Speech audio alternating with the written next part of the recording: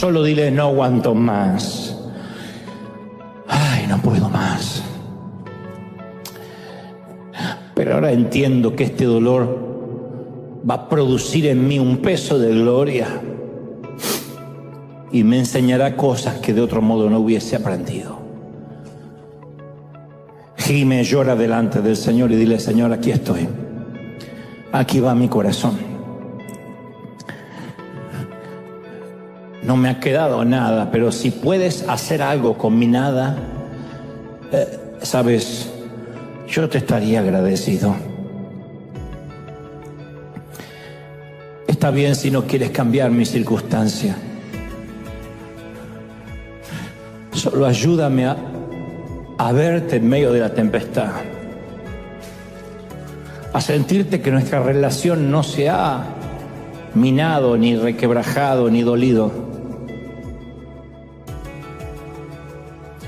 Hoy queremos irnos de aquí sabiendo que tú nos amas. Ya sé, siempre nos lo dices.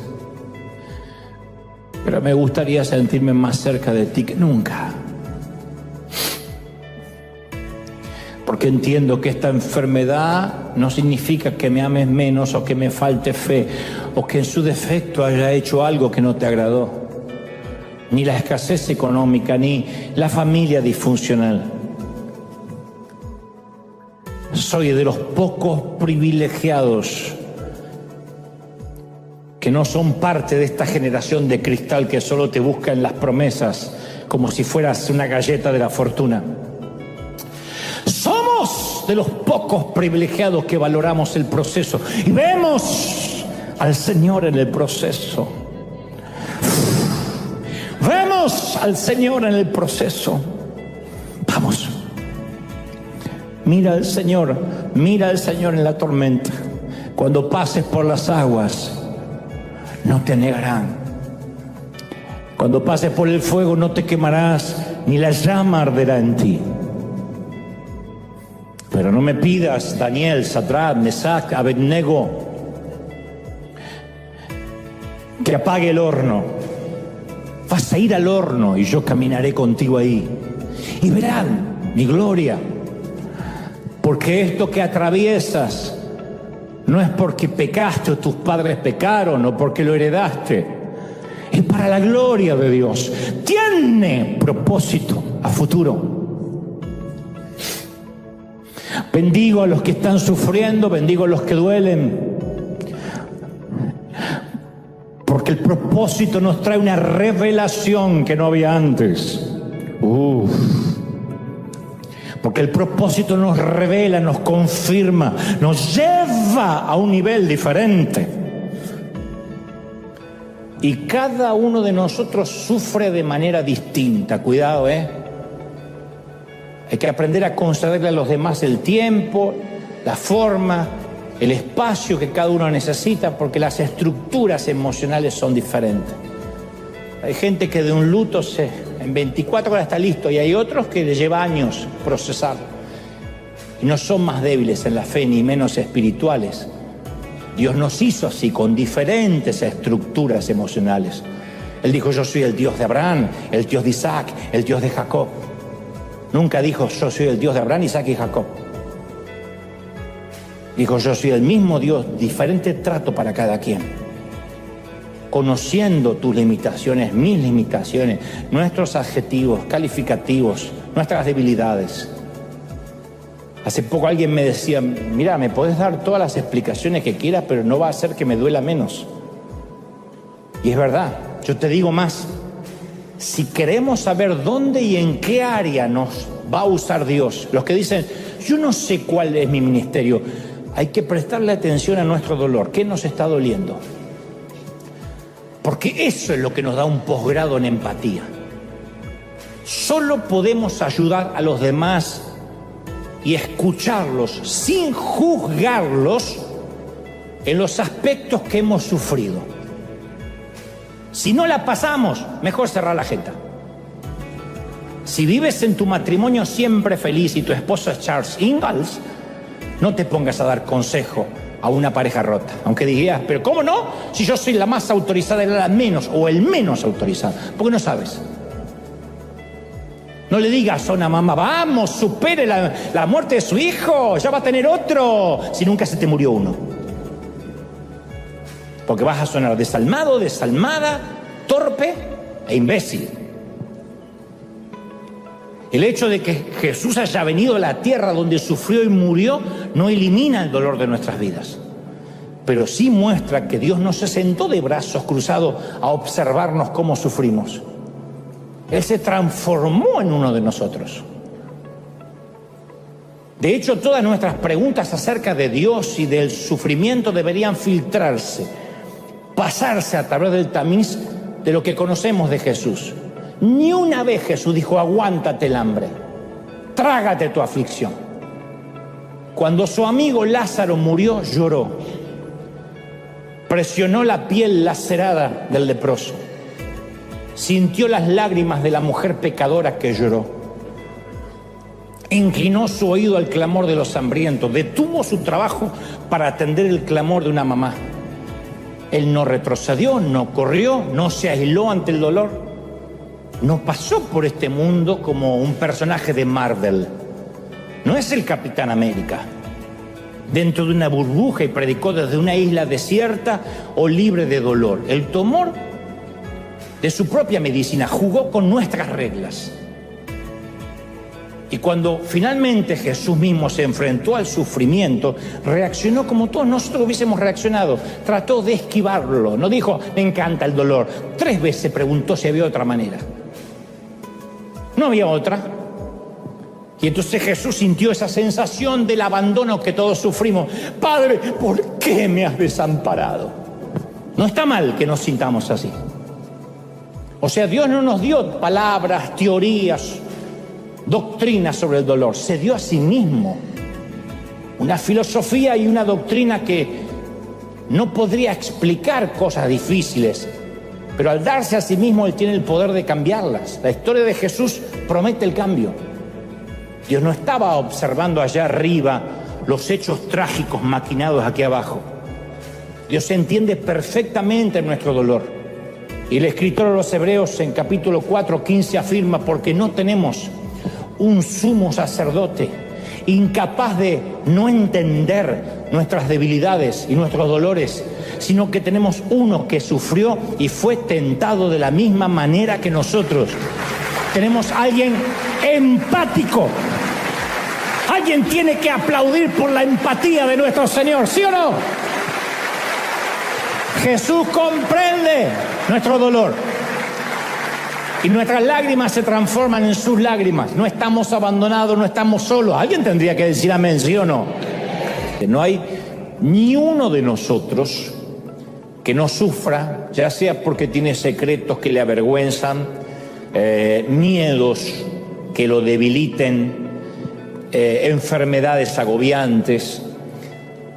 Si las estadísticas están en lo cierto, el 6,7% de nosotros sufre de depresión o de estados bipolares, el 8,7% tiene algún tipo de fobia, de miedo, el 18% sufre de un desorden de ansiedad. Estos retos emocionales son reales, son clínicos de hecho.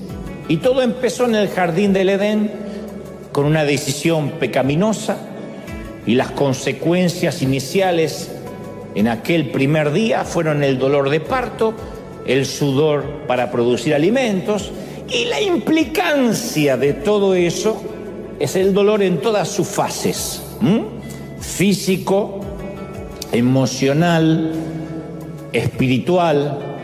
La buena noticia es que en el cielo es un lugar libre de dolor.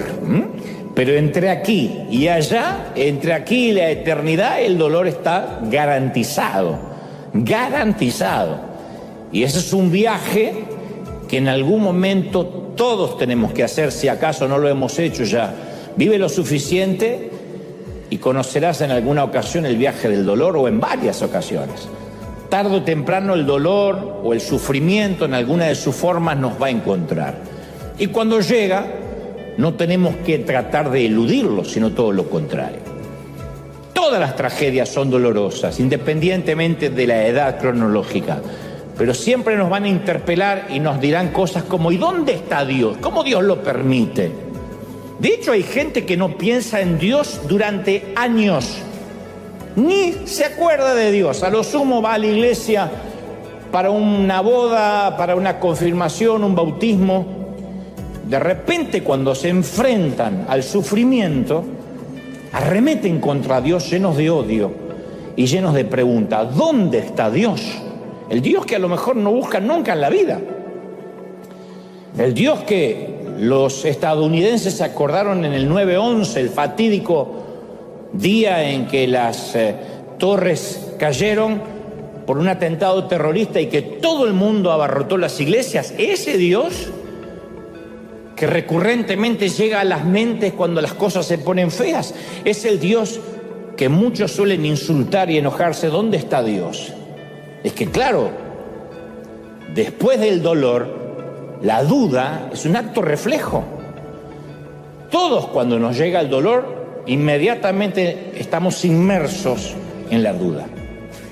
Porque el sufrimiento, a diferencia de la bendición, el aumento de salario, el estar bien de salud, que de hecho lo solemos dar por sentado, el sufrimiento nos lleva a cuestionar nuestras creencias más básicas acerca de Dios, incluso a los que somos cristianos o decimos que lo somos.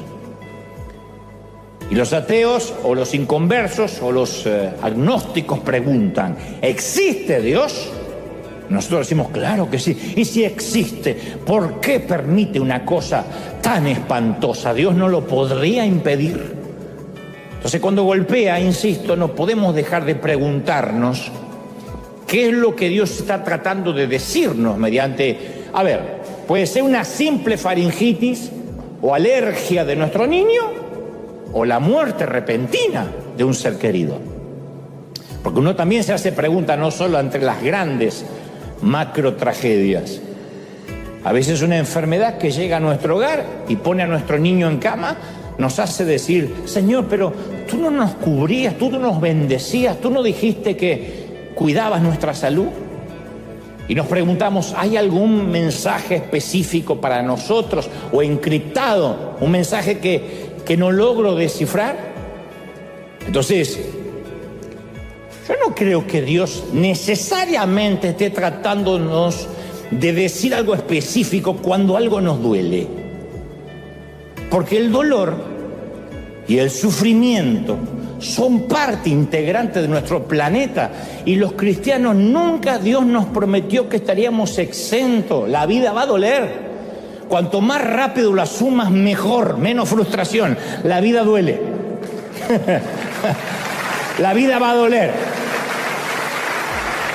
Cuanto más rápido sepamos esto, esto no significa ser unos masoquistas. La vida duele. No, pues te vas a resfriar, puedes estar expuesto a alguna enfermedad. Es más, hay otra historia similar en los evangelios. En Juan 9, los muchachos, los discípulos señalan a un hombre ciego de nacimiento y le preguntan, ¿quién pecó? ¿Este o sus padres? Otra vez buscando quién es el culpable. ¿Por qué merece estar ciego este tipo? Y Jesús responde sin vuelta, ni este ni sus padres pecaron necesariamente. Claro, los discípulos querían, como nosotros, mirar al pasado, encontrar la razón. Es maravilloso cuando uno encuentra la razón afuera y en el pasado mejor, si está muerto, mejor. Me dijo el psicólogo que yo no tengo mal carácter. Heredé la sangre de mamá.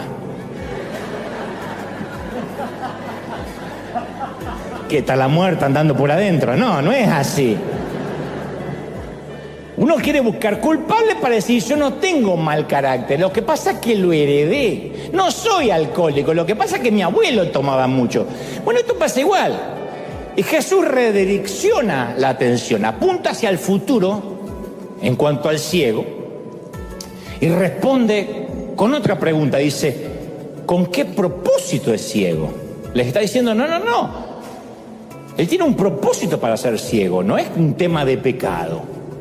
Y esto es un claro resumen sobre lo que significa el problema del dolor. No se pierdan. Mirar en retrospectiva en búsqueda de la causa o del motivo, no nos va a brindar una respuesta que nos calme la ansiedad o el dolor. Porque uno dice, bueno, yo voy a tener cáncer porque mi papá se murió de cáncer.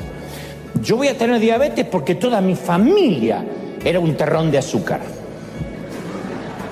Lo enterramos al tío y se llenó de hormigas al minuto. Eso no nos va a calmar.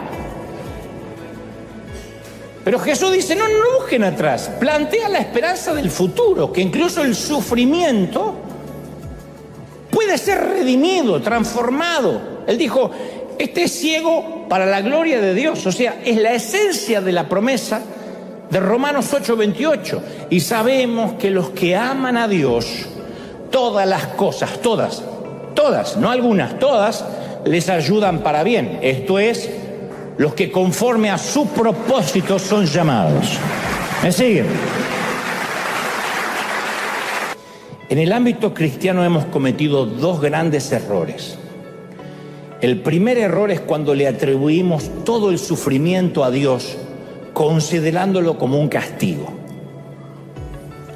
Cuando decimos, ¿viste? Tenía que pasar esto de los incendios para que Hollywood se arrepintiera.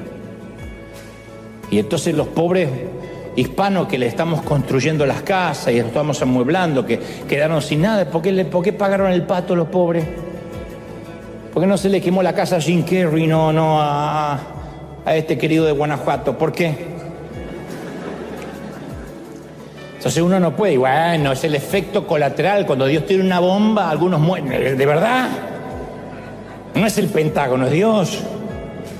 Entonces, si aceptamos que el sufrimiento proviene de Dios como una lección, como lo hace el Islam, tendríamos que vivir resignados.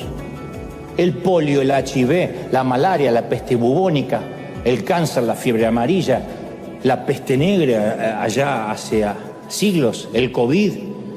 ¿Por qué lucharíamos contra ellos si son agentes que Dios nos envía para darnos una lección? ¿Por qué molestarnos en vacunarnos o en ir al médico? No vaya al médico.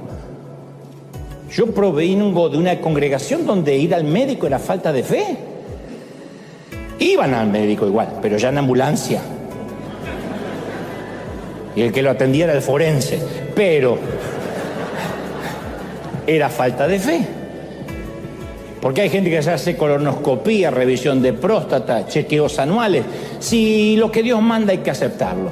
¿Ven que no te hace sentido? Jesús mismo pasó sus días en la tierra combatiendo la enfermedad.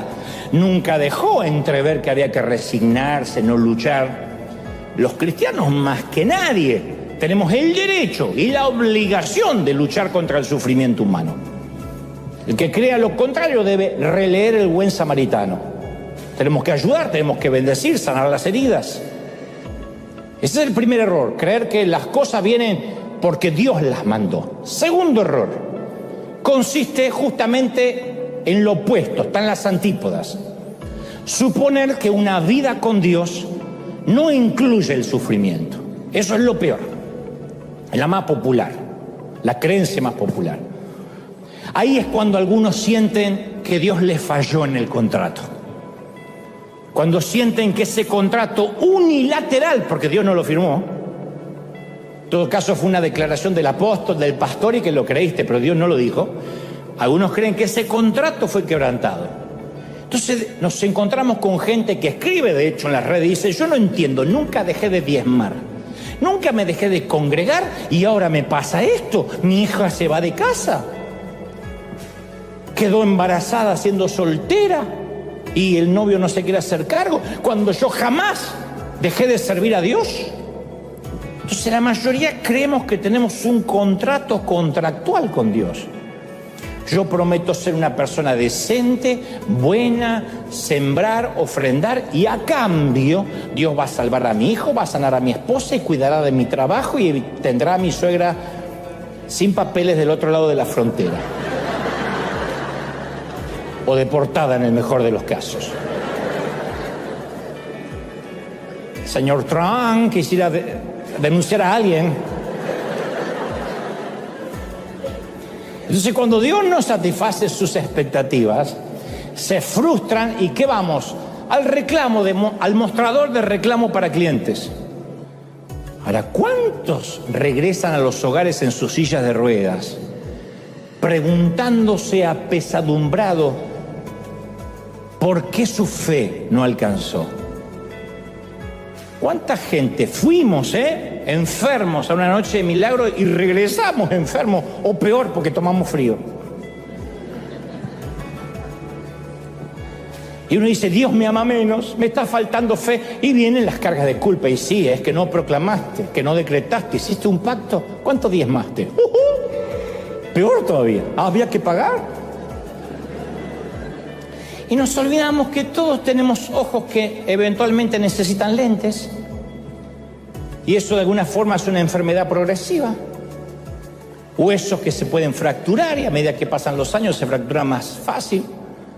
Dientes que reemplazar, o algunos quedan sin reemplazo y ahí está la cueva de Adulán. Próstatas que se agrandan, menopausia que no perdona hayas tenido la vida que hayas tenido. Porque ¿qué es la vejez? La suma de un cuerpo que se va deteriorando, producto de la caída en el huerto. ¿Pero por qué tiene una enfermedad senil? ¿Pero por qué tiene Alzheimer? Yo me pregunté, ¿por qué mi mamá tiene que morirse con Alzheimer? Porque si no es la mente, se va a deteriorar otra cosa. Vamos, desde el día que nacemos, empezamos a morir. No nos podemos olvidar esto. Tenemos la eternidad del otro lado del sol, pero aquí la vida, dijo Pablo, es una leve tribulación momentánea. ¿Me siguen? Yo sabía que no iba a haber muchos amén, pero no quiero que se suiciden en masa, quiero que me sigan. Los cristianos también nos enfermamos y también envejecemos. Bueno, ustedes más rápido que yo, pero envejecemos. Compartimos el sufrimiento con todo el mundo. Y a diferencia de muchos evangelistas empoderadores, el apóstol Pablo no parecía estar interesado en la riqueza, en el bienestar de este lado del sol.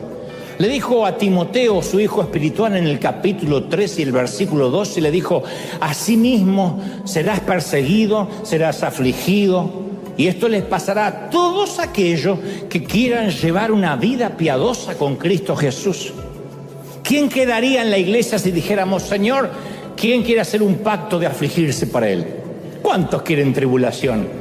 Y que vengan todas juntas si somos procesados. Nadie. Ahora, una persona enferma no es menos espiritual. Porque la fe cristiana no nos equipa mágicamente con un traje especial sellado, libre de gérmenes, para protegernos contra los peligros de la tierra. Eso impediría que nos identificáramos con el mundo, seríamos mutantes. Impediría que tengamos empatía, un lujo que Dios no le permitió a su propio Hijo. Entonces, sostener la idea de que convertirnos en cristianos nos garantiza la salud y la prosperidad. Si estás en una congregación, esto lo digo a los que miran, donde te garantizan que tendrás salud, prosperidad y te irá bien, te están timando. Eso es Amway, Herbalife, no es la Biblia. Es una falacia, una herejía absoluta. ¿Queremos estar sanos? Sí. Por su llaga fuimos curados. Pero si por alguna razón nuestro cuerpo permanecerá frágil, con todo, aunque la higuera no florezca, aunque en las vides no haya fruto, con todo, yo me alegraré en mi Señor. Mi gozo no está regulado o emparentado con la salud o con la prosperidad. El legalismo nos dice, quédate encerrado en este invernadero llamado iglesia y no te juntes con mundanos porque te podrías tentar e irte con otro. Y Dios nunca nos mantiene entre algodones porque Él no quiere prostitutos. Él quiere hijos. Hijos que con libertad lo elijan todos los días, lo elijan a diario, no porque están cautivos ni son rehenes del legalismo, sino que lo elijan. ¿Hace sentido? Y nosotros a veces, más que un padre, lo que queremos es tener un abuelo en el cielo. Que nos consienta, hacemos berrinches de nietos, bendíceme, yo pacté. Y Dios no tiene nietos, Dios tiene hijos. Y Dios quiere que elijamos libremente, incluso cuando la elección acarrea dolor, porque estamos comprometidos con Él, no con sus recompensas. Dios nos llama a servir y puede decirnos, mira que te va a doler, te van a criticar. A lo mejor vas a tener que abandonar un gran salario por ir a creerme a mí por fe. ¿Estás dispuesto? Porque por un salario más grande cualquiera tiene el llamado de Dios. Entonces quiere que nos aferremos a Él, incluso cuando tengamos todas las razones para rechazarlo.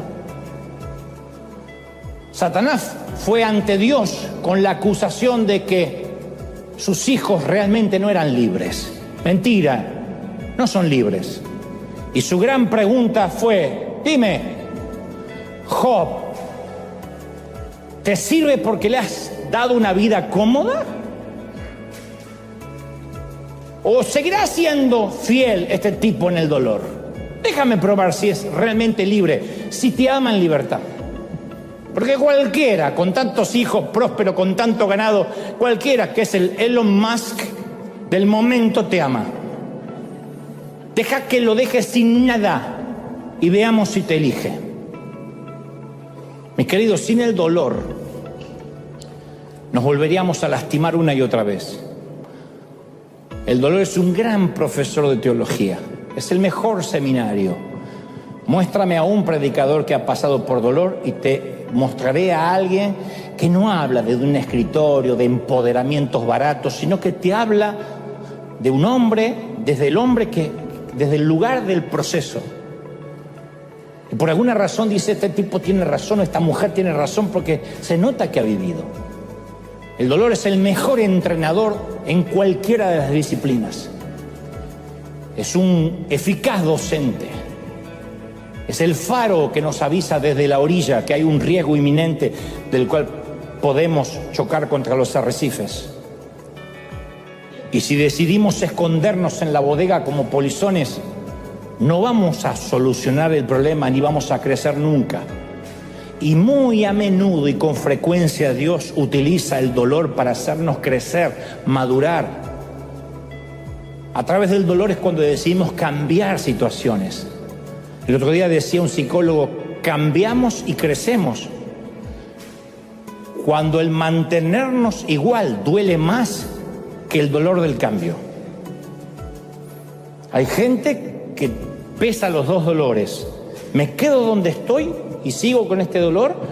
¿O me aguanto el dolor del cambio que es menor?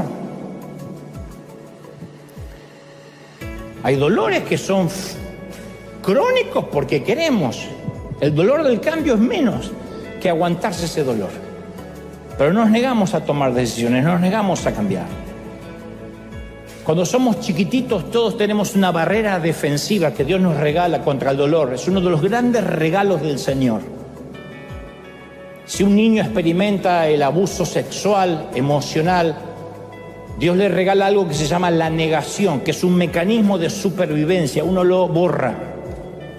Aunque no lo quiera, inconscientemente el cerebro del niño tiene un sistema de borrado y aparta el sufrimiento de su mente y le permite al niño soportar circunstancias dolorosas. Por eso es que no todos recordamos toda la niñez, sino que recordamos algunos momentos, cómo nos hicieron sentir. Y es muy saludable no experimentar realidades dolorosas cuando se es muy niño, porque así uno sobrevive emocionalmente. Hemos formado a una generación de cristianos, una generación entera que está aquí, que mira, que ven a Dios solo en las promesas, pero que no logran verlo nunca en el proceso. Hay una generación entera de cristal que ve a Dios en las promesas y no logra verlo en el proceso.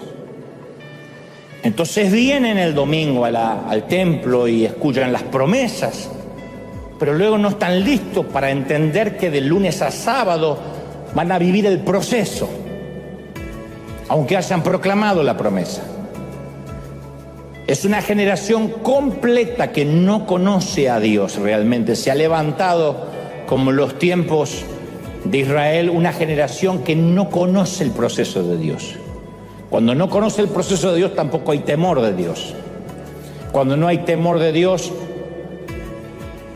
La relación con Cristo, la relación con la iglesia es el hilo más delgado. Apenas cualquier cosita abandonan todo. Porque desconocen que Dios está más en el proceso que en la promesa. El Señor dijo en Isaías 43:2, cuando pases por las aguas, yo estaré contigo. Cuando pases por el fuego, no te quemarás, ni la llama arderá en ti. ¿Cómo vamos a conocer a Dios si no queremos pasar ni por las aguas ni por el fuego? Hay cosas que no podemos aprender de Dios si no pasamos por el proceso, por la llama y por la llama y por el agua. Ese es el viaje a través del dolor. Si uno evita el viaje, evita a Dios. Hay una revelación de su gloria que solo viene el dolor, no viene de otra manera. Uno no lo aprende con el dolor ajeno, Porque hay algunos que podrían decir, sí, yo de tanto en tanto visito un hospital y eso me choquea. Uno no aprende con el dolor ajeno, lo que aprende con el dolor propio. Dios dice que Él es nuestro pronto auxilio en la tribulación. Pero si uno trata de evitar a toda costa la tribulación, lo está evitando a Él. ¿No quieres encontrarte con Dios? No. Si tengo que pasar por tribulación, no quiero a ese Dios. Quiero al Dios de las promesas. Entonces, insisto, queremos al Dios del multinivel, al genio de la lámpara, no al que nos sostiene en los momentos difíciles. Uno de los nombres de Dios es Jehová Shammah, que significa el Señor que está ahí. O sea, estoy presente en tus problemas. Me revelo en tu crisis. Y esa falsa teología de que Dios nos evita las crisis, esos mensajes de empoderamiento baratos, que lo que hacen es producir una generación de cristal que no es resiliente, que no aguanta, que no soporta. Esas falacias hacen que quienes atraviesen el dolor, cuando les toque atravesar, además cargan con la culpa. ¿Qué hice? Ahora quiero ir a la frase recurrente, pero es que este dolor es injusto, Dante. Es injusto. ¿Y qué dolor es justo? Si yo pienso que un dolor es justo, ahí volvemos a las teorías de las conspiraciones. Ok, ¿sabés por qué? No sé, Haití o este país fue devastado por un tsunami, porque ahí hay mucha idolatría. Yo escuché gente diciendo, ¿sabes por qué hay tantos terremotos en México? Y porque son muy guadalupanos. De verdad. Porque adoran a los muertos. Eso es tratar de decir el dolor es justo para ellos y es injusto para mí. Y así no funciona, lo dejamos en claro. Ahora razonemos juntos. ¿Cómo sería un mundo? Vamos a suponer un mundo justo. Está bien, ok. Nos sentamos en la mesa con Dios, en la junta directiva, y vamos a hacer un mundo justo. Imaginemos que el mundo operara de acuerdo a leyes fijas, como son las leyes de la naturaleza. Si el castigo por las malas acciones funcionara como el dolor físico, que si uno toca el fuego, es inmediatamente castigado por el dolor. Así aprenden los niños. Esto quema, pero no lo va a aprender, de hecho, hasta cuando somos adultos. Vamos al restaurante y el camarero dice, no toques porque quema. ¿Qué hacemos? ¡Uy, sí!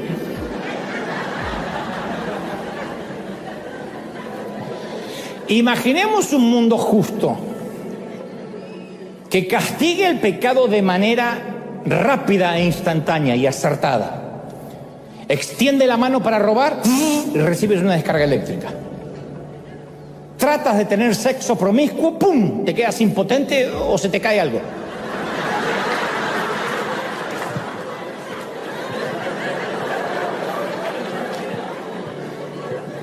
En la misma línea de pensamiento, imaginemos un mundo justo en el cual Dios recompensara el buen comportamiento, siempre de este lado de la eternidad, ¿no?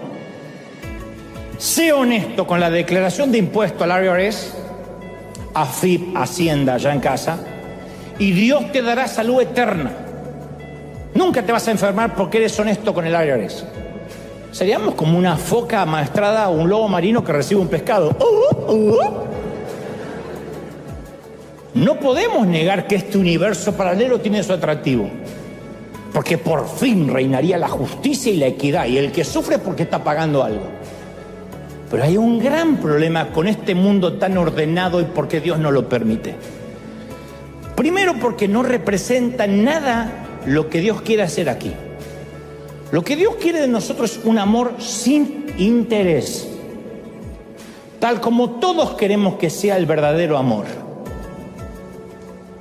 Aún el abuelito de 82 que sale con la de 23 sueña con que ojalá me amara por mi virilidad. Pero me temo que es por la billetera. Si todos queremos amor incondicional y verdadero. Si este amor funcionara por reglas fijas y justas, de acuerdo a reglas fijas y justas, no habría libertad real. Y lo que es peor, no habría amor real. Actuaríamos correctamente a causa de la recompensa inmediata. Y entonces cada acto de bondad que hacemos para Dios estaría lleno de motivos egoístas. Voy a bendecir a los chicos de África porque Dios sí o sí mañana en el banco me deposita 10 veces más. Amaríamos a Dios debido a una necesidad programada, que ese es el grave concepto de la iglesia del multinivel o el evangelio de la prosperidad. Siembro, diezmo, pacto, amo, doy y sirvo porque me conviene, porque Dios me va a dar. Y si no me resulta en un par de meses, me voy de la iglesia frustrado. Entonces Dios está retratado en la palabra como alguien que corteja a la novia. Jesús es alguien que corteja a la novia y quiere su amor incondicional. Si el mundo estuviera construido de manera que cada pecado le corresponde un castigo y cada buena acción le corresponde una recompensa inmediata, la comparación con el esposo no tendría sentido, ni con el novio. Si nosotros amamos a Dios porque solo nos da, ¿qué saco yo de esto? La analogía no sería un novio, la analogía en esta relación sería la de una mujer mantenida, consentida, sobornada y escondida en una habitación para que su amante esté seguro de su fidelidad. No te muevas de aquí porque te doy todo. Eso sería prostitución legal o prostitución glorificada. Justamente eso es lo que es el legalismo. Tenemos que convenir, cuando nos preguntan ¿y por qué Dios permite esto? Tenemos que convenir que vivimos en un mundo caído, ya. Y no podemos en un mundo caído obviar el sentido común. Todos confiamos en que Dios nos protege, pero todos nos ponemos el cinturón de seguridad, ¿o no? Bueno, hay algún demente que no, pero la mayoría se lo pone. Todos confiamos en que Dios protege nuestro hogar, pero la mayoría cierra la puerta con llave. ¿Por qué? Porque vivimos en un mundo caído. ¿Quién dice, deja la puerta abierta, deja que los niños retosen en el parque y nadie los cuide? ¿Quién los va a secuestrar? Si Dios los protege, nadie hace esa locura. Nadie jamás haría algo en contra de las leyes naturales de un mundo caído.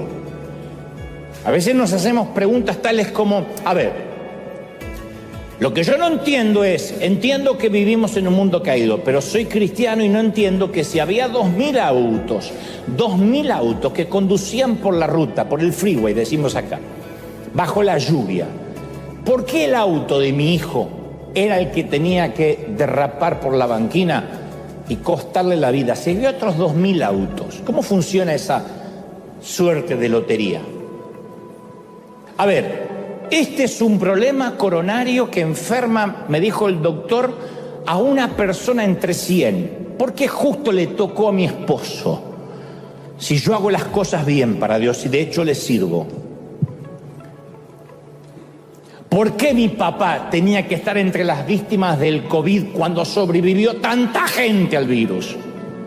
Y acá, insisto, como te decía, lo que impera es el sentido común. En primer lugar, a lo mejor digo, una persona que va a mucha velocidad por ruta resbaladiza con la lluvia, coquetea con el peligro de una tragedia, tenga Cristo o no tenga Cristo. Una persona que vive ingiriendo comida poco saludable, en su mayoría chatarra, nunca hace ejercicio, no camina, expone su cuerpo a riesgos de salud, como el colesterol o las arterias tapadas, tenga Cristo o no tenga Cristo. Nosotros somos los que cuidamos este templo o no lo cuidamos, o comemos como si fuera la última cena. Y después decimos, es porque el Señor, ¿qué tiene que ver el Señor? Era este que no cerraba la jeta, que comía. Alguien expuesto al contagio puede contraer un virus, porque es un mundo caído. Entonces, la mayoría de nosotros durante la pandemia no usamos el tapabocas. ¿Y cuántos de nosotros nos agarró el virus más de una vez? A mí me agarró por lo menos 2 o 3 veces.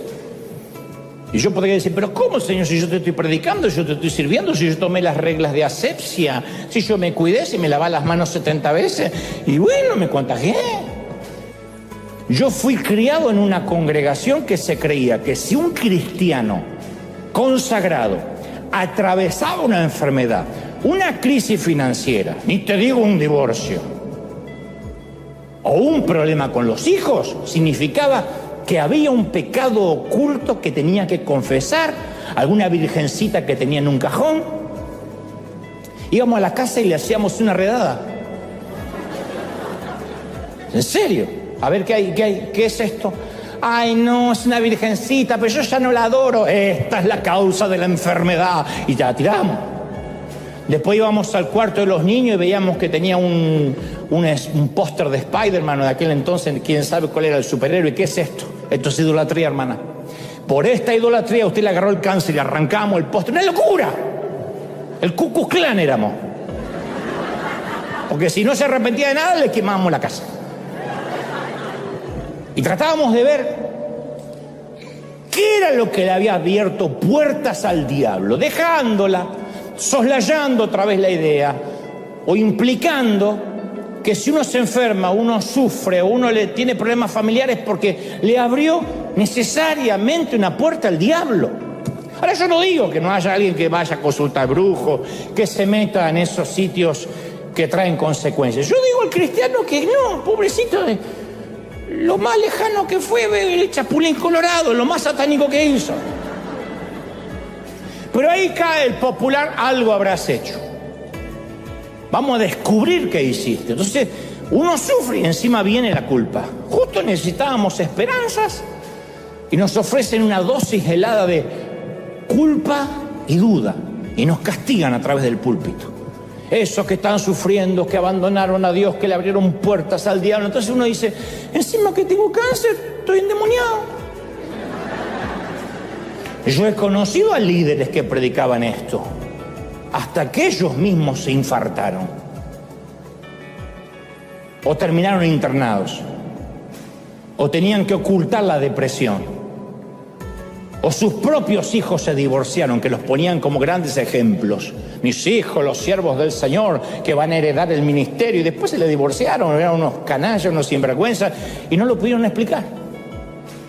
Pero no lo pudieron explicar porque quisieron mostrar un modelo que Dios no les mandó a mostrar, una perfección que Dios no les exigió. Yo oigo predicar a tantos y me pregunto con dolor, ¿qué Biblia leen? Porque sus Biblias están llenas de declaraciones, decretos proféticos, empoderamiento, y si yo no desacredito las promesas. Pero cuando uno edita la Biblia y solo predica una parte de la verdad, eso también es una herejía. Una herejía no es mentir de todo, es decir, solo una parte. Es ocultar las letras pequeñas del contrato. Eso también es una estafa. Cuando firmas un contrato y no lees las letras pequeñas, te están estafando, o posiblemente te están estafando, o timando. Por eso hay tanta gente que no cree, porque no les suena a realidad lo que nosotros predicamos. O como suelo contar siempre, mi papá un día chocó el auto, su único auto, el primero que tenía, el Renault Gordini. Estábamos mi hermano, yo atrás, mi mamá al lado, y no sé, no había chinitos, pero no sé, había, supongo, alguna otra nacionalidad que chocó a un pobre argentino víctima. y chocamos el auto de unos trompos, nos hicimos algunos cortes menores, yo me acuerdo en los labios, etcétera.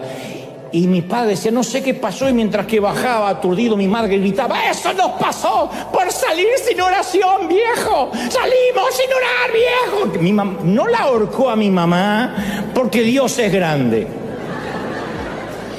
O sea que Dios nos hizo colisionar esa vez porque nos olvidamos de orar. No digo que orar antes de un viaje esté mal. Digo, de verdad que si nos olvidamos de orar antes de los alimentos, se nos atraganta el hueso de pollo.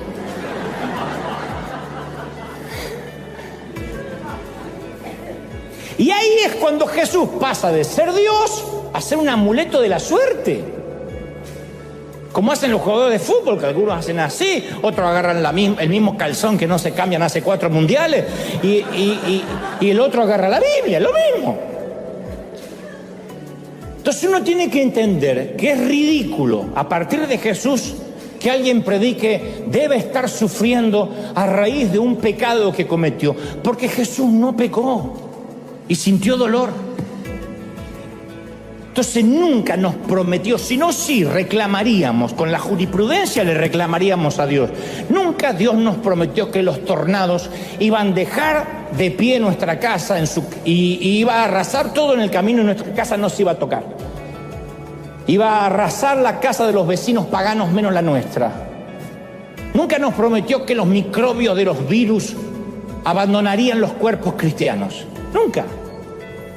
No estamos excluidos de las tragedias del mundo porque Dios mismo no lo estaba. Ahora bien, insisto, ¿por qué nos pasa entonces lo que nos pasa?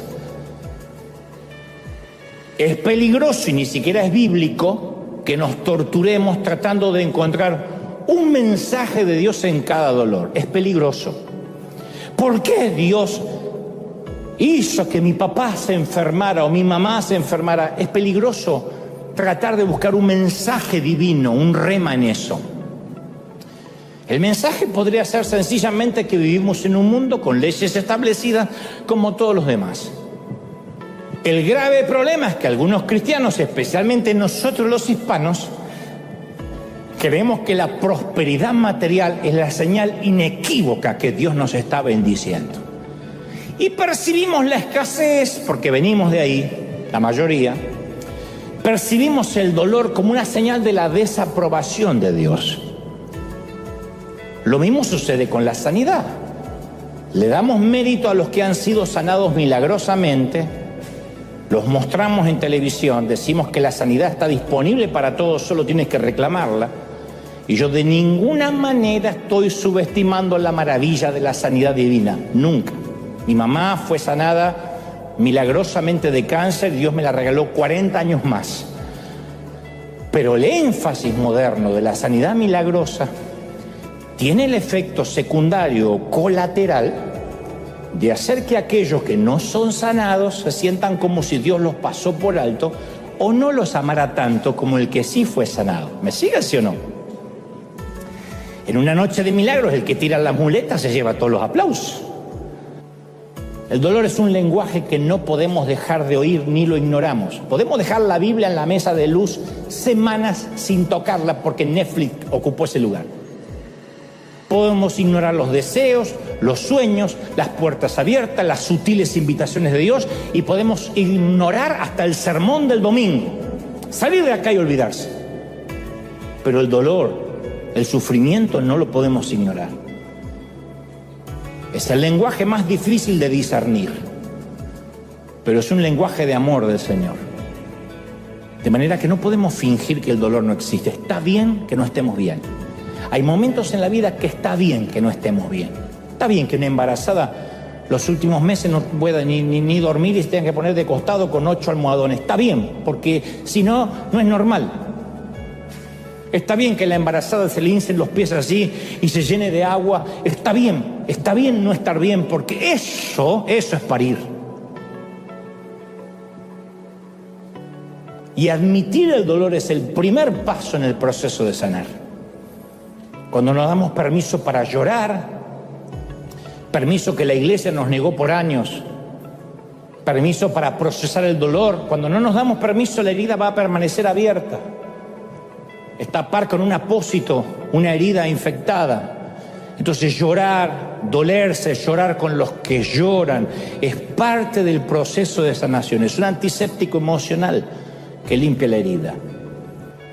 Allá en mayo del 2014, ya hace algunos años atrás, un mediodía de domingo, en Magdalena, Colombia, un autobús que transportaba niños que provenían de la Iglesia Pentecostal Unida, cristianos, explotó de golpe el ómnibus, quedó envuelto en llamas y entonces el repentino estruendo se escuchó en varias calles a la redonda.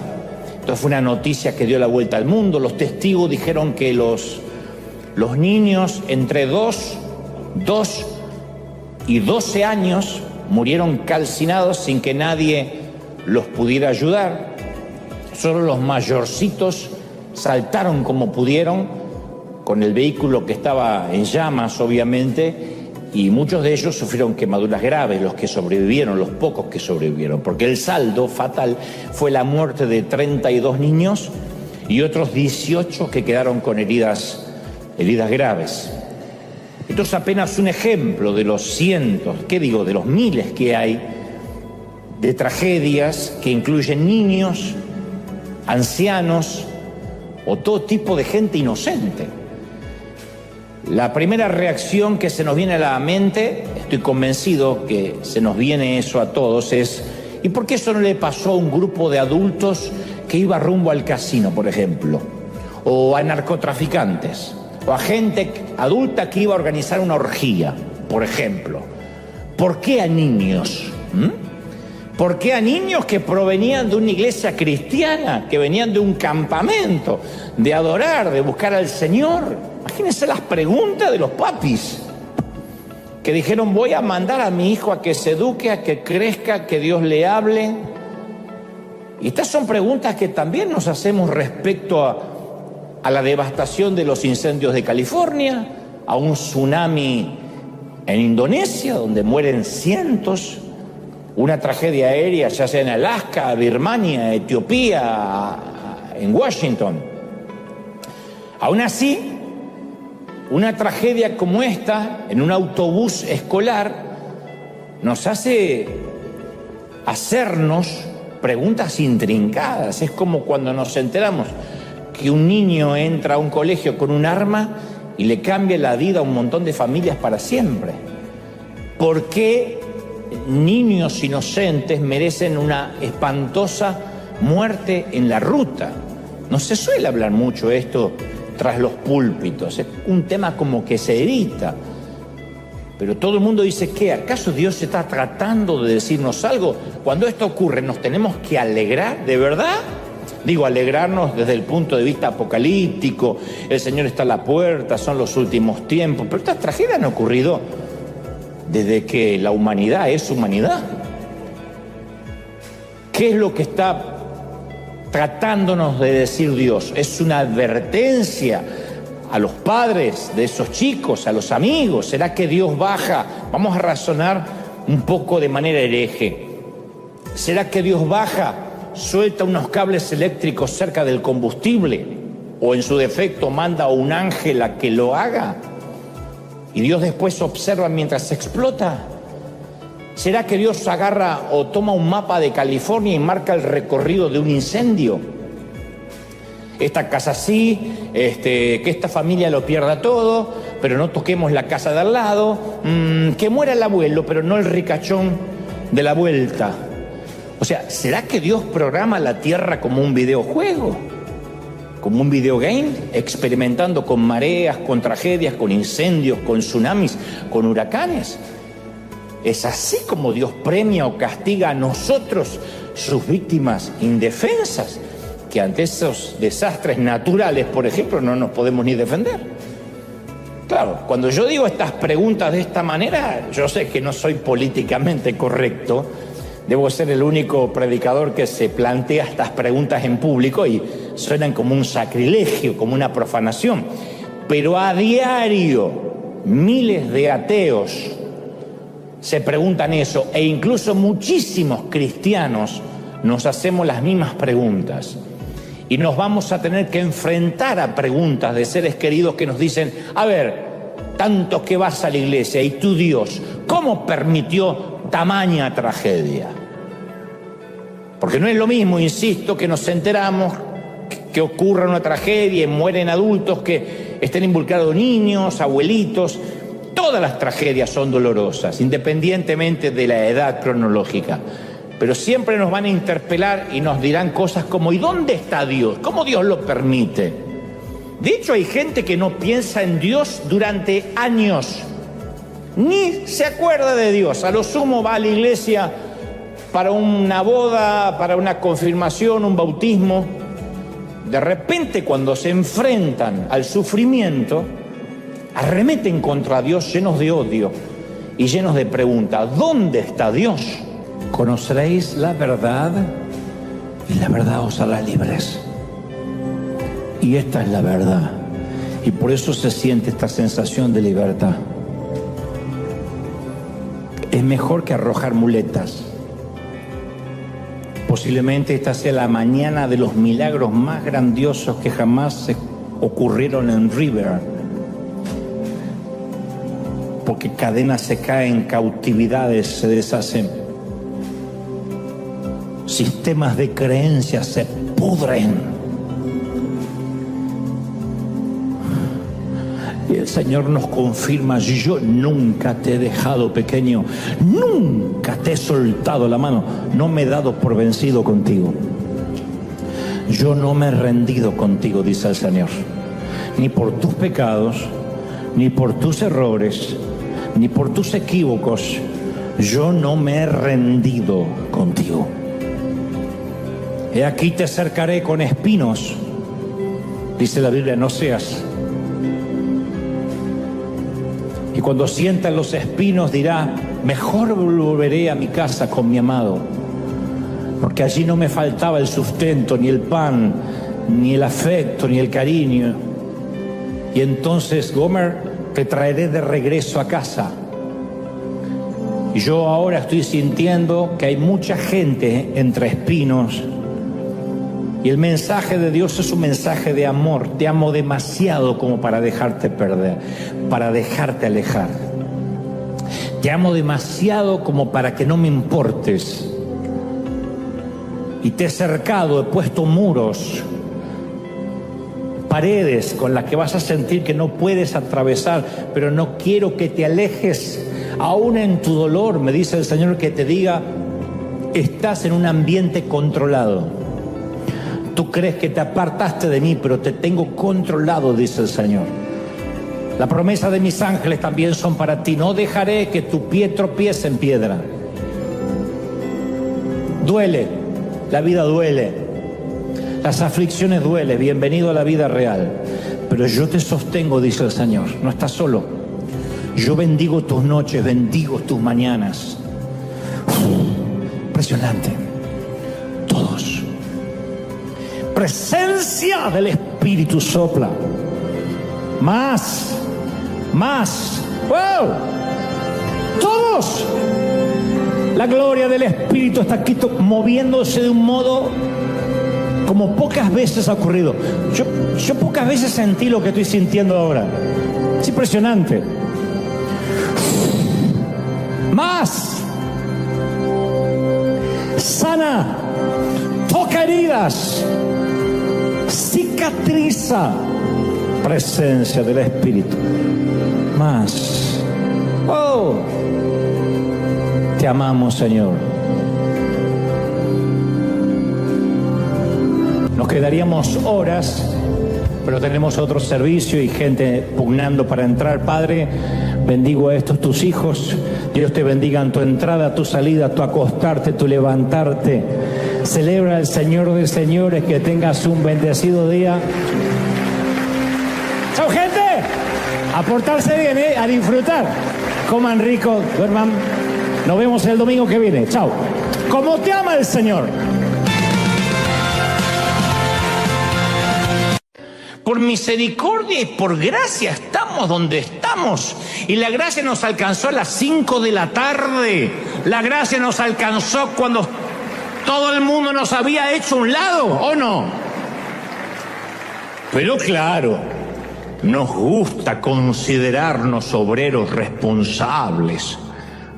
Pero nos olvidamos que si se nos pagara a todos con la justicia que merecemos, terminaríamos todo en el infierno. Tú no quieres justicia. Nunca digas, Señor, ¿dónde está tu justicia? Olvídate de esa palabra, no conjugan la misma oración con Dios. Tú no quieres justicia. ¿Se acuerdan cuando yo les conté que en la secundaria un profesor me puso una C? Yo creí que merecía una B, una A. Así que fui a hacer mi reclamo. Le dije, profesor, usted me puso una C. Y él dijo, déjeme ver. Y digo, raro, porque yo hice muy bien el examen. Lo revisó y dijo, tiene razón. Usted se merece una F. Y no era F de full. Dice, ahora que lo reviso, tiene razón, cometí un error. En ese momento la C me pareció más que justa. Entonces no te pongas a hacer, no nos podemos poner a hacer cuentas con Dios. Señor, yo te he servido, todos estos años te he dado. No nos dan las cuentas, no nos dan las cuentas. Dice que un hombre murió y llegó al cielo y se lo encuentra en la puerta. En las puertas sale San Pedro y le dice, muy bien, le voy a decir cómo es el sistema para entrar acá. Tiene que contarme qué hizo en la tierra para Jesús, para Dios. Y entonces en este tablero tiene que alcanzar 1000 puntos. Sirvo desde los 7 años de edad. Morí a los 80, así que imagínense si tengo para contar. Bueno, cuente. Bueno, en primer lugar, jamás falté al servicio. Nunca falté a un culto. ¡Pling! 2 puntos. Tenía que reunir 1000. Bueno, ibas a los hospitales, ayudaba a la gente, repartía muebles. ¡Pling! 10 puntos. Y empieza a sudar el tipo. Bueno, ahora que me acuerdo, yo nunca fui envidioso, siempre ayudé, siempre tomé la Santa Cena, ¡pling! 13 puntos. Y empieza a sudar y a preocuparse, porque había contado ya lo mejor que tenía, iban 13 puntos. San Pedro dice, más, mijo, más. Y él dice, pero esto es una locura. Yo serví tantos años y recién 13 puntos, ¿quién va a entrar acá? Una locura, a menos que entre por misericordia de Dios. ¡Plin! 1000 puntos, ¿entendiste? ¿Pasá?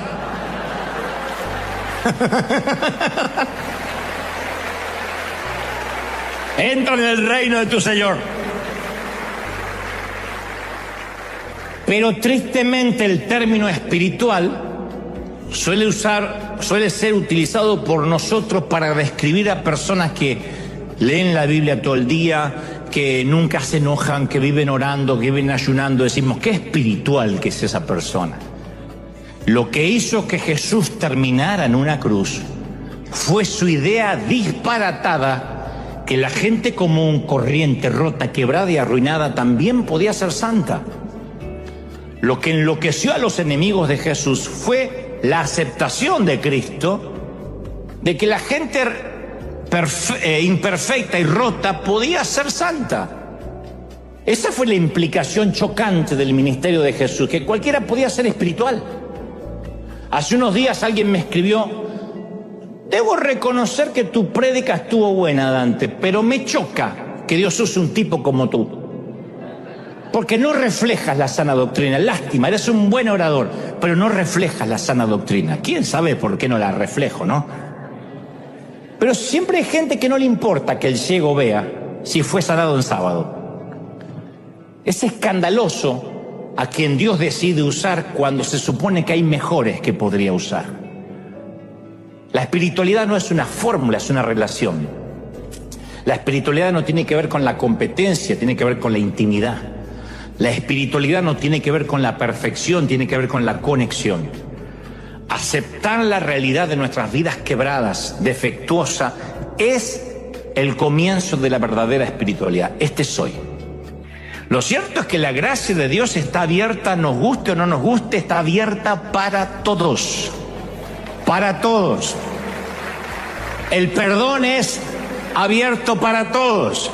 No obstante, siempre la religión sostiene, no hay lugar para ti dentro del cristianismo si es que estás divorciado, tienes tatuajes, bebes vino o cerveza, haces demasiadas preguntas, tienes un aspecto raro, fumas, bailas, no has sido lleno del Espíritu, no estás bautizado, dices malas palabras, tienes una arete en la nariz o en otro lado que no se ve, has abortado, tienes una elección sexual diferente, te gusta el sexo, eres argentino, vas al karaoke,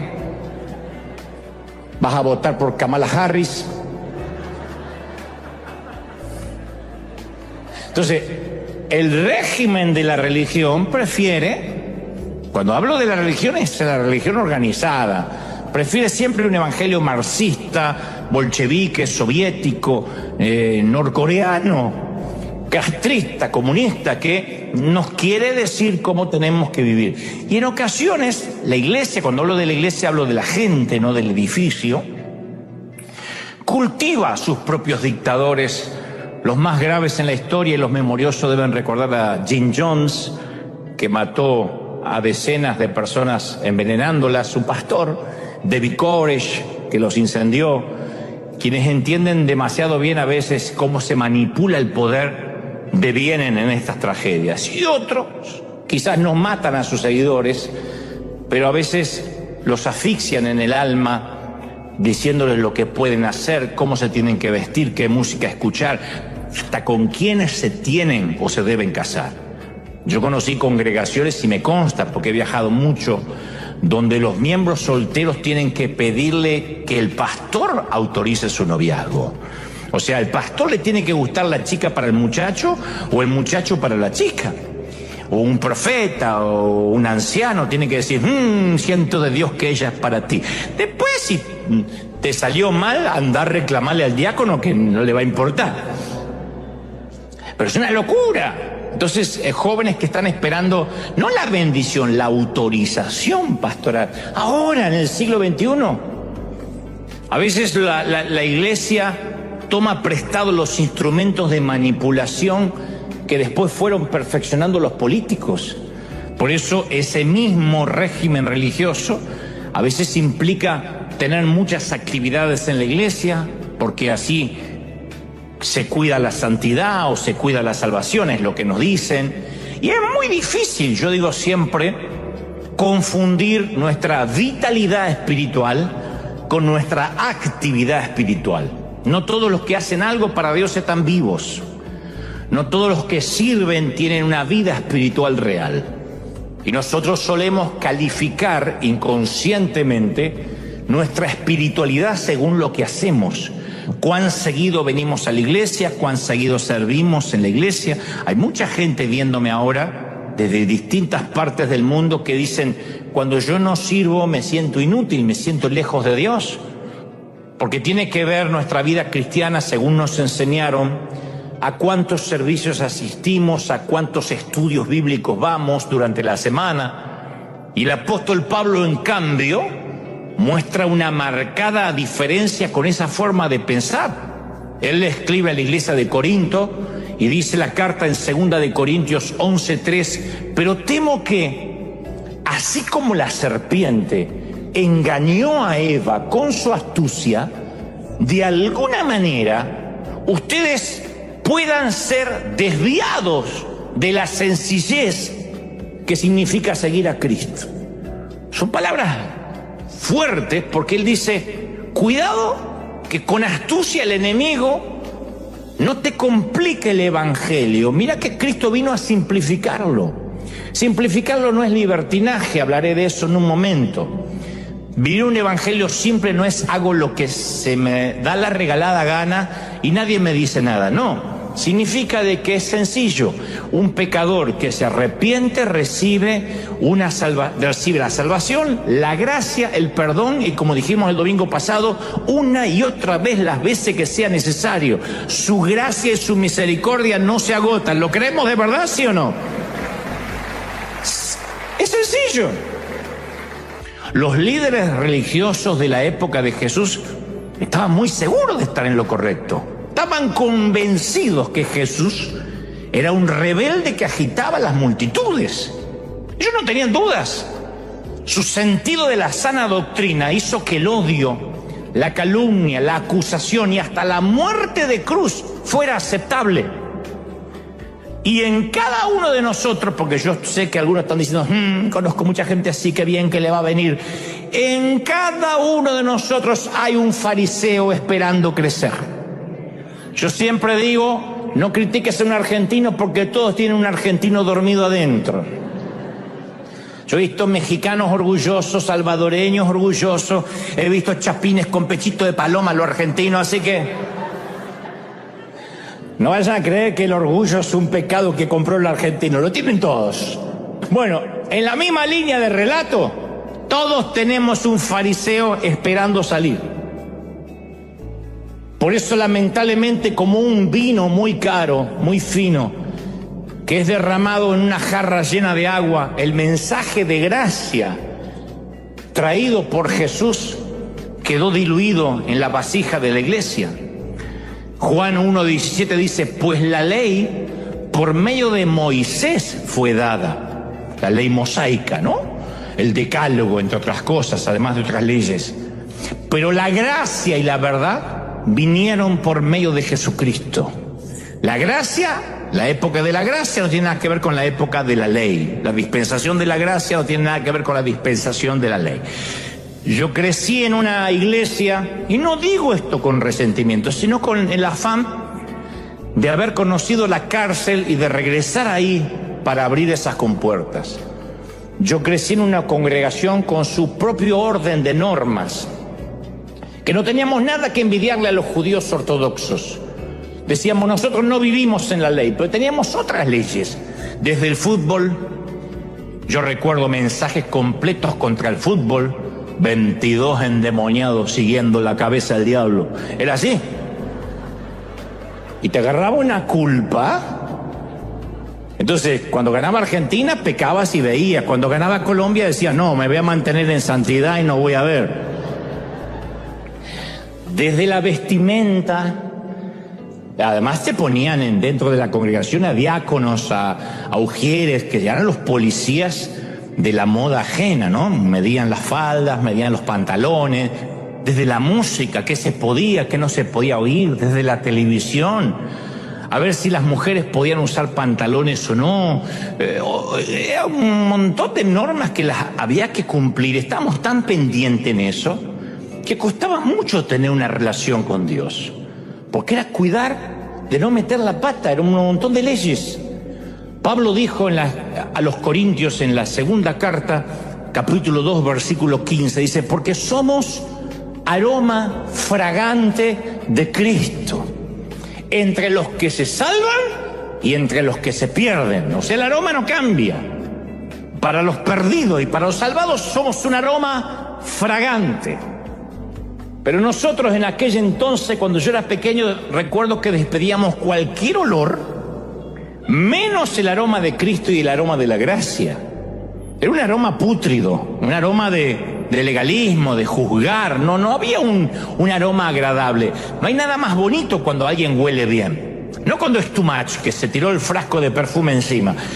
Pero lindo cuando uno sale de un elevador o entra en un elevador o pasa al lado de alguien, de una dama, de un caballero que huele bien, uno dice, qué rico aroma, qué fresco. Bueno, eso es lo que Pablo dice. Un cristiano solo con pasar, con sonreír, con su forma de pararse, de hablar, un cristiano tiene que despedir un aroma. Que la gente dice, no sé qué es, pero hay algo que me atrae, algo que tiene que ver, no sé si con los sentidos, con la energía, con el olfato. Es la unción, obviamente, pero él dice, despedimos un aroma. Cuando no despedimos ese aroma, no es que somos inoloros, estamos despidiendo otro olor. Nosotros despedíamos el aroma del raid, éramos exterminadores morales. Se meta a matar insectos. Y esto se debía a que teníamos miedo a que la gracia, que es el miedo de muchos, se convierta en una licencia para pecar para algunos.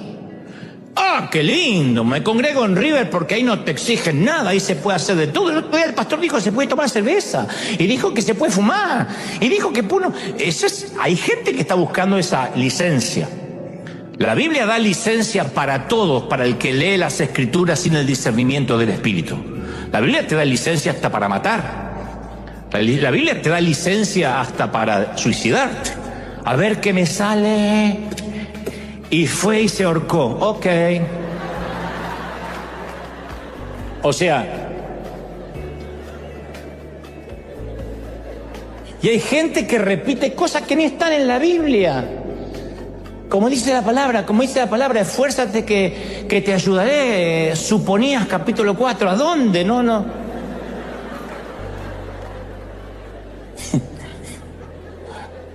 Instagramenses capítulo 5, versículos. En otras palabras, la espiritualidad no está en lo puro que seamos, sino en lo conscientes que estemos de nuestra impureza.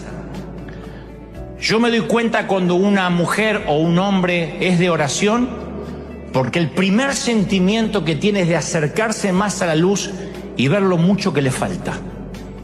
Cuando alguien petulante dice, yo vengo de orar, es porque no oró de verdad. Cuando uno ora de verdad, se ve los defectos que nunca se vio. La oración nos va a desnudar. Cuando uno dice, Señor, escudriñame, es una excavación arqueológica que nos va a doler. No te va a gustar lo que encuentres y lo que el Señor te muestre que hay ahí. Lo más probable es que toda la vida nos hayamos pasado barriendo mugre debajo del tapete, ocultando cosas en el closet y cuando no hay lugar en el garage. Pero cuando decimos, Señor, empiezo y quiero una limpieza profunda, a sacar basura. Y tú que pensabas que eras perfecto, que asistías a la iglesia, que servías a Dios, dice, voy a mostrar celos en tu corazón. Y hay envidia y hay mucha lujuria escondida. ¡Ay, yo! Sí.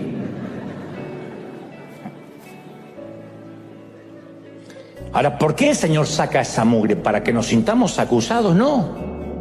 Porque esa conciencia lleva al arrepentimiento y el arrepentimiento es el password, es la contraseña que abre las compuertas de la gracia. Para sentirnos perdonados uno tiene que decir, este soy, escudriñame aún, como dijo David, en los pecados que me son ocultos, aún lo que pequé sin darme cuenta. El legalismo es un pecado sutil porque nadie se considera legalista, nadie. Fíjate que los religiosos que pidieron ejecutar a Jesús se aseguraron que la crucifixión no fuera en el día de reposo. O sea que el crimen más grande, el crimen perpetrado más grande de la historia, cumplió un estricto legalismo. Uno dijo, ¿matamos a Jesús? Sí, pero qué bueno que no fue en sábado. Lo asesinamos, pero gracias a Dios con la sana doctrina. Eso es como que los que usan la Biblia para asesinar, que decía alguien, ¿no? 2 versículos en la frente, cae el otro. Lo matamos. Ajá, ese no pisa más la iglesia. Pero con la palabra. Es lo mismo. El Señor dijo en Mateo 23, guardaos de la levadura de los fariseos, que es la hipocresía. La levadura leuda, permea la masa. Es la hipocresía, dijo el Señor. No hagáis conforme a sus obras porque dicen y no hacen.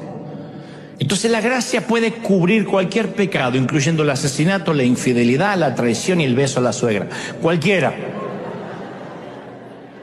Pero por definición etimológica, por definición la gracia puede ser recibida únicamente a través del arrepentimiento. El que no se arrepiente no tiene gracia. Y el arrepentimiento debe ser genuino, no, peco y no me importa, no. Tiene que ser un arrepentimiento de verdad. Y la hipocresía no nos permite arrepentirnos. Mira, hay 2 clases de personas culpables. 2 clases de culpables. Los culpables que reconocen sus pecados y los culpables que no reconocen sus pecados. Y estos 2 grupos se encuentran en la escena cuando los fariseos arrastran a una mujer semidesnuda, envuelta en una sábana para que apenas se tape sus partes pudendas, con los cabellos mojados allí en el medio de la plaza. La mujer atrapada en el mismo acto sexual de adulterio. Por supuesto que para el adulterio hacen falta dos, a menos que esté adulterando sola. Pero ahí está la mujer sola delante de Jesús. Yo presumo que ella es la carnada para atrapar a Jesús. Y cada vez me convenzo más que seguramente la atraparon en la cama con un fariseo. Dijeron, tenemos que atrapar a Jesús que no sepa qué decir. ¿Quién hace el sacrificio de acostarse con la mujer del otro? Y uno dice, bueno, si no queda otra, hermano, yo voy a servir. Porque no entiendo por qué lo estaban cubriendo al tipo. Tendría que estar la mujer y el tipo ahí. Pero al tipo lo están cubriendo, aparece la mujer sola. Y siempre vimos dos categorías de gente en este drama, la mujer culpable y los profesionales de la religión, ¿correcto? Cuando Jesús habla, destruye a una de esas categorías. Él dice, el que de ustedes esté sin pecado, vamos, que sea el primero y la reviente con un piedrazo. Jesús reemplaza las dos categorías que se daban por seguras, santos y pecadores. Los santos allí y la pecadora en el medio. Pero él él las reemplaza por dos categorías diferentes. Pecadores que lo admiten y pecadores que lo niegan. La mujer sorprendida en adulterio no tuvo más remedio que admitir su culpa. Sorprendido o no, ahí está. Los fariseos negaban y reprimían su culpa, pero eran igual que ella. Lo que pasa es que la mujer estaba ahí y las manos lo único que hacía era agarrarse la sábana. Ellos, los fariseos, necesitaban tener las manos vacías para recibir la gracia. Pero como cargaban piedras no podían recibir. Si cargas piedras no recibes gracia. Y yo te confieso con sinceridad brutal, yo me identifico más con los acusadores que con la acusada. Niego mucho más de aquello que confieso. Y yo me pregunto si cuando aquellos maestros de la ley eran jóvenes, comenzaron con buenas intenciones, amando servir a la gente, no lo dudo. Nadie dice, voy a ser un legalista a partir de mañana. Pero con el tiempo algo les pasó, como a mí, como a ti. En la epístola a los romanos, Pablo habla de estos que tienen miedo de decir, pero si se habla mucho de la gracia, entonces todo el mundo va a pecar sin problema. Él profundiza, primero dice, donde abundó el pecado, sobreabundó la gracia. No hay pecado que supera la gracia. No hay pecado más grande que la gracia. Donde abundó el pecado, sobreabundó la gracia. ¿Estamos de acuerdo, sí o no? Pero aquí viene la cuestión. Algunos dicen, ¿y para qué ser bueno si yo de antemano sé que Dios me va a perdonar? Hay gente que especula así. ¿Para qué luchar o esforzarme para ser como Dios quiere que yo sea cuando Él me acepta tal como soy? Bueno, al respecto, Pablo sabe que abrió una compuerta teológica importante, así que pregunta con franqueza en Romanos 6 y dice, ¿qué pues diremos? ¿Vamos a perseverar en el pecado para que la gracia abunde? O sea, donde abundó el pecado, sobreabunda la gracia. Correcto. Ahora, ¿esto qué significa? Hoy pequemos, total hay gracia. ¿Qué pues? Agrega Pablo. Pecaremos porque no estamos bajo la ley, sino bajo la gracia. Y él mismo se responde, porque lo que está preguntando es retórico, no está esperando una respuesta. Él mismo responde de manera explosiva y dice, de ninguna manera. De ninguna manera. Porque sepamos que donde abundó el pecado sobreabunda la gracia, no significa de que bueno, ahora hago un viva la pepa y mi vida es un despadre. Bajo ningún punto de vista. Y dice, ¿por qué? Porque los que hemos muerto al pecado, ¿cómo vamos a querer vivir todavía en él? Si alguien murió al pecado, ¿quién va a querer regresar a la muerte? Ningún cristiano resucitado a una vida nueva va a suspirar con nostalgia por la tumba que dejó atrás. Se acabó, dice Pablo. ¿Estamos de acuerdo, sí o no? La segunda analogía del apóstol, en Romanos 6:16, compara el pecado con la esclavitud. Dice, erais esclavos del pecado. Porque aquel que está con drogas, atado al sexo, a la pornografía, a la mentira, no es libre. Depende. A veces uno ve a los adictos a las drogas, a los adictos al alcohol, que pobrecito empiezan a temblar. Yo he entrevistado gente que no puede estar ni 20 minutos hablando conmigo porque empieza a temblar si no fuma. Obviamente es un esclavo. Él no domina, aunque diga yo lo dejo cuando quiero. Mentira, el cigarrillo, un poquito de nicotina lo tiene atrapado. Otros no pueden estar sin consumir pornografía y dice yo lo hago para relajarme. No, te está atrapando hace años. Eso es fácil de agarrar, difícil de soltar. Entonces hay gente que es esclava del pecado y Pablo dice, ¿a quién se le va a ocurrir una vez que es libre regresar a la esclavitud? En resumen, si ya no queremos pecar, no es porque no tenemos licencia para hacerlo o sí la tenemos, es por una cuestión de gratitud. Es decir, yo soy libre y quiero estar a la altura de lo que Dios hizo por mí. Por eso es que no peco. ¿Hay pecados que son atractivos? Sí, pero no vale la pena volver a la esclavitud después de lo que Cristo hizo conmigo en la cruz. O sea, no es que no peco porque me persigue el pastor, porque me da con un caño con la doctrina, sino por gratitud a lo que se me dio, voy a vivir a la altura de las circunstancias. ¿Estamos de acuerdo? Con la ayuda del Espíritu Santo. Entonces el secreto es, nos esforzamos en crecer en santidad, no para hacer que Dios nos ame. Nos esforzamos para crecer en santidad porque Él ya nos ama. Y como nos ama sucios como estamos, no, yo no puedo quedar así. Yo tengo que hacer lo imposible para estar a la altura. No es que si me santifico, si hago las cosas bien, Él me va a amar más o le voy a agradar más. Ya le agradas, ya Dios te ama, pero uno quiere estar a la altura. El hecho que el amor de Dios nos llegue así, escandalosamente, sin costo, solo a través del arrepentimiento. Lo único que pide el Señor, arrepiéntete.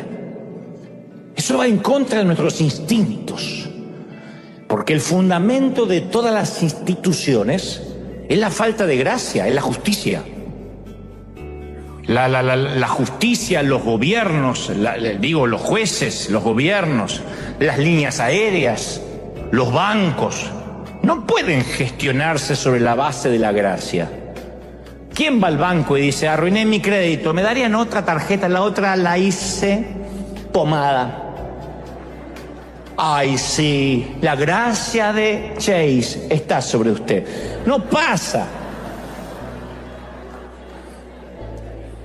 Se funde el banco, ¿o no? Señorita tripulante, yo tengo turista, tengo el asiento 92C, al lado del baño. ¿Me daría la oportunidad de ir adelante en primera? Bueno, pase. No va a pasar. Van a decirte atrás y te van a cerrar la cortina así en la jeta. ¿Va a ser así? La verdadera espiritualidad es cuando dejamos de buscar la perfección. Para ser espiritual hay que dejar de buscar la santidad. Para ser espiritual hay que empezar a buscar a Dios. Hay que empezar a buscar a Cristo. Hay que empezar y a partir de ahí seremos santos. ¿Tú lo crees? La búsqueda de la santidad sin Cristo es religión. Pero la búsqueda de Cristo nos trae santidad inherentemente.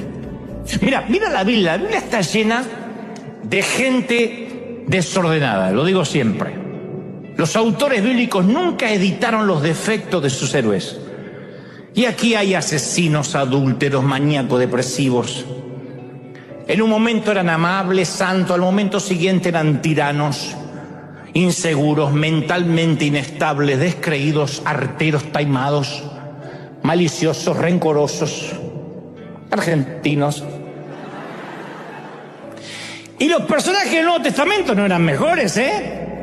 Primero los que andaba Jesús: prostitutas, recaudadores de impuestos, adúlteros, personas con problemas mentales, gentuza y perdedores de todas las clases. Y sus discípulos, siempre haciendo trampa entre ellos, sospechaban uno del otro, acusadores, impulsivos, egoístas, haraganes, desleales.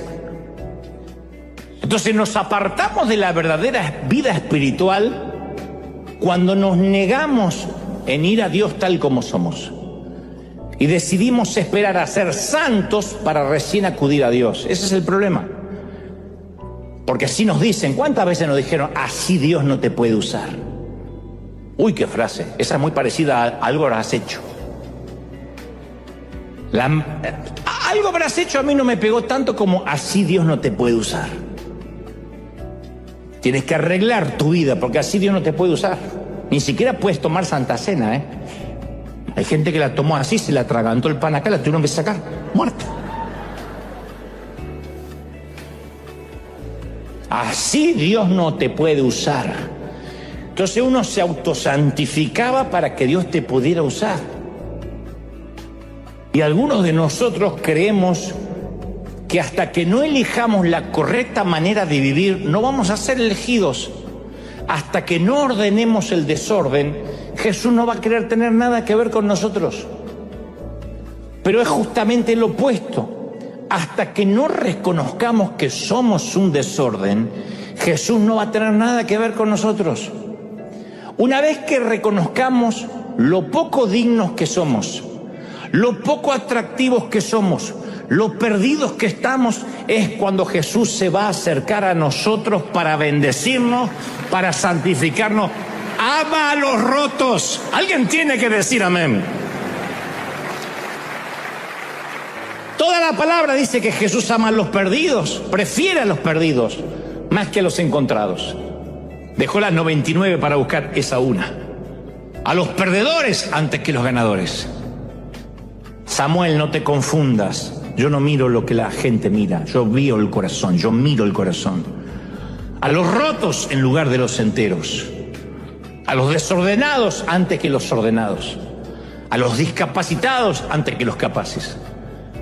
Por eso Jesús dedicó sus ataques más fuertes a los religiosos. Les dijo: serpientes, raza de víboras. Mira qué linda predica. Raza de víboras, necios, hipócritas, ciegos guiando ciegos, que ambos caerán al hoyo, sepulcros pintados, blanqueados.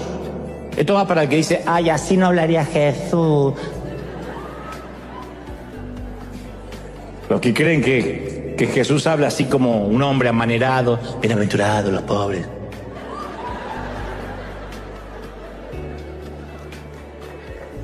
Jesús dedicaba su vida a esa gente.